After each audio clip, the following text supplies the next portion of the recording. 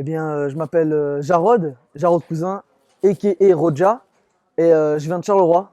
Je suis né là-bas, j'ai fait ma vie là-bas, et j'ai rencontré une personne sur Bruxelles, et c'est elle qui m'a identifié sur un post Facebook. J'ai été passer le casting, première expérience casting, vu que j'en avais jamais passé. À ce qui paraît, ça s'est très bien passé, et j'ai kiffé parce que de base, moi je suis artiste, rappeur, et me mélanger dans d'autres branches, j'ai envie de dire artistiques, j'attendais que ça. C'est vraiment que du bonheur, j'ai envie de dire, c'est une aventure de ouf.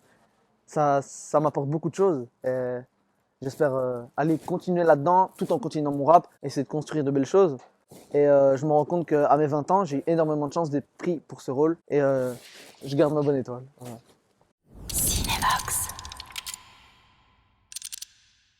Alors j'ai commencé le rap à mes 9 ans. Mais moi et mes parents, on a eu beaucoup de périodes difficiles. Quand j'ai écouté le rap, je m'identifiais beaucoup dans leurs textes. Il y avait beaucoup de grossièreté. Il y a à ce moment-là où la strap commençait, avec la fouine, Booba, les Clash, Autopsie, tout ça. Et j'ai commencé à répéter. Et j'ai commencé à rapper comme ça. Je m'imitais, je me mettais dedans, j'imaginais la scène, tout ça. J'étais un peu dans mon monde. Et jusqu'à mes 12-13 ans, j'ai commencé à écrire mes premiers textes un peu vacillant. C'était mes premiers textes, j'avais 12-13 ans, c'était pas incroyable. Mais avec des potes, on rigolait beaucoup de ça. Et on rappait ensemble et c'était marrant. Et après, j'ai eu tout un parcours qui a fait que je suis arrivé à Nivelles, sur une maison de jeunes qui s'appelle MJ Le Prisme, Braine-l'Alleud, et qui est la meilleure MJ de Belgique. Et là, vers 17 ans, je me suis dit, je vais être là-dedans. Et je vais être rappeur, je veux remplir des scènes, je veux remplir des salles, je veux remplir des... Moi, mon but, c'est de remplir le Stade de France et d'aller faire des concerts en Australie. Alors, mon personnage s'appelle Colin. Ce personnage est très différent de ce que j'ai déjà pu voir.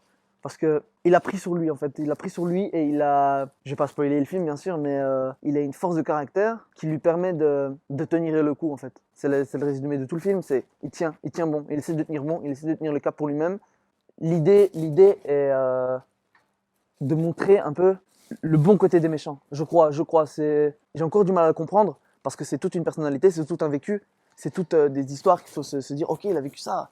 Et sur chaque scène, je me remets ça en tête.